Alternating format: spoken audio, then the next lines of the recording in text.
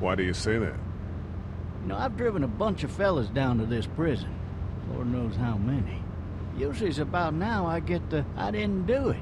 The conversation is interrupted when the officer crashes the car into a walker on the road, leaving Lee unconscious. Being chased by the Walking Dead, Lee hops over a fence into a nearby yard. After searching through the house for anybody who could help, he hears a voice on a hand radio. Daddy? We're introduced to Clementine, a 9-year-old girl who's waiting in her treehouse for her parents to come home. While all signs point to her parents being dead, you help her survive and try to find her parents, traveling throughout Alabama, grouping up with strangers along the way. The core of the game's interaction is dealing with tough choices that will inevitably upset somebody in your group, or could bring negative consequences down the line. How about you help us clear the way, and we'll take you and your daughter out of here and down to my family's farm? I'm not a dad. I'm a neighbor. Her parents are out of town. Let's get going. Staying put for too long is a mistake. So it's just you and your daughter, then? Oh, not his daughter. He was her neighbor. Honey, do you know this man? Yes. Okay, then. Well, looks like you hurt your leg pretty bad there. How'd this happen? Car accident. That's so. Where were you headed before the car accident?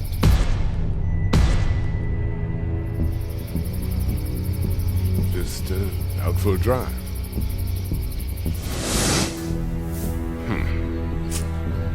Can I give you a piece of advice?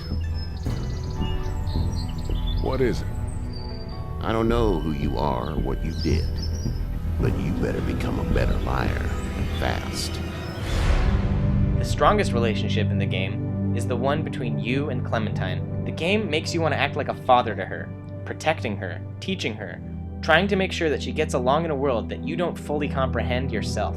The world of The Walking Dead does not care about you. Like, it does not care that you're a little girl, it doesn't care that you're an old man, it doesn't care that you have a family, it does not care. So to be true to the license, we have to acknowledge that. The game is divided much like the TV show into episodes and seasons. Season 1 is released. It's 5 episodes, each of which takes about 3 hours to play through. At the end of each episode, the game shows you a list of key moral choices you've made during the episode and compares it to the choices of other players. While it's a bit immersion breaking, this allows you to justify or question your choices, or perhaps the choices of others. Telltale's game draws heavily from the comic, both visually and thematically, but really becomes its own with the added level of interactivity.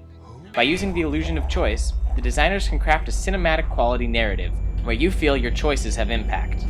It also allows you to step into the dark and see where you surprise yourself. Overall, The Walking Dead questions the humanity of those involved.